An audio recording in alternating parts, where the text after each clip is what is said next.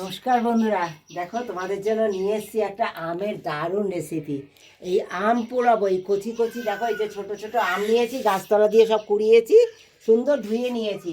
এই আমগুলো দেবো আমি পোড়া।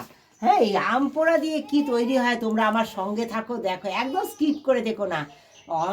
অনেকে তো অনেক রকমভাবে খাও, কিন্তু এই কচি আম দিয়ে যে কি তৈরি হতে চলেছে আমার সঙ্গে থাকো। দেখো, এই আম পোড়া দিয়ে দিলাম, এই চুলোতে দিয়ে দেবো আম সব। আমি তোমাদের জন্য একটা দারুণ একটা রেসিপি নিয়ে এসেছি, কিন্তু তোমরা কেউ স্কিপ করে দেবো না। এমন কিছু আমি একটা রেসিপি করতে চলেছি যেটা লাস্টে একদম শেষ পর্যন্ত না থাকলে তোমরা বুঝতে পারবে না যেটা কিভাবে আমি এটাকে সুস্বাদু করে তুলছি। মাছের রেসিপি অবশ্যই, কিন্তু মাছটা কিভাবে সুস্বাদু করে তুলবো দেখো। আমি এই যে জ্যান্ত মাছ, এই যে আমি সুন্দর ভেজে নিয়েছি। হ্যাঁ, আর দেখো দিকে তেল গরম করে নিয়েছি, তেলে দিয়ে দেবো সর্ষে ফোড়ন।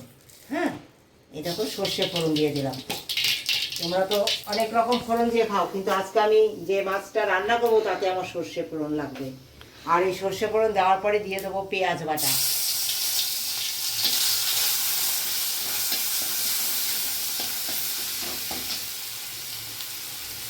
পেঁয়াজ আর টমেটোটা একসঙ্গে ভেজে নেব।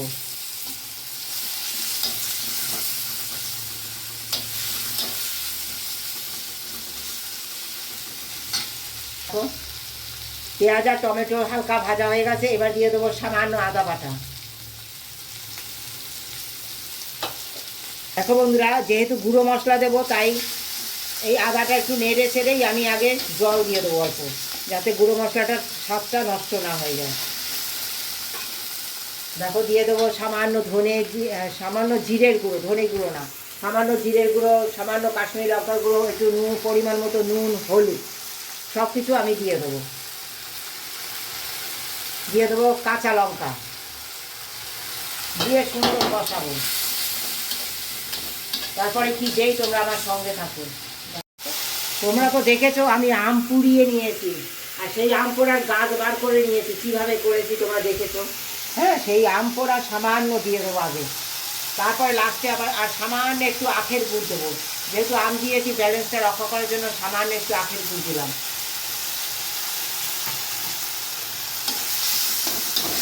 এবার তোমরা একদম স্কিপ করে দেখো না, এটাকে কীভাবে আমি সুস্বাদু করে তুলবো, তোমরা অবশ্যই আমার সঙ্গে থেকো। সাধারণ মাছের ঝোল, কিন্তু এত সুস্বাদু হবে তোমরা খেলে বুঝতে পারবে। হ্যাঁ, অনেক রকম তো খাও, কিন্তু একবার এইভাবে করে খেয়ে দেখো। দেখো বন্ধুরা, সুন্দর তেল ছেড়ে দিয়েছে মশলা থেকে। এবার দিয়ে দেবো আমি জল। হ্যাঁ,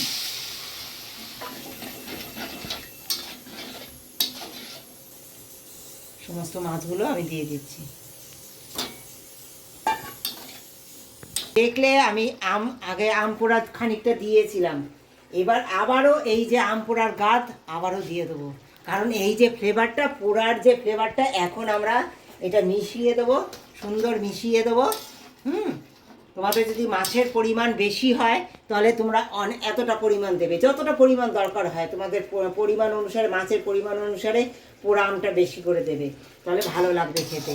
হ্যাঁ, এই যে পোড়া আমের যে স্বাদ এত ভালো লাগে বন্ধুরা, দারুণ স্বাদ হয়। আমি আরও একটু দিয়ে দিলাম।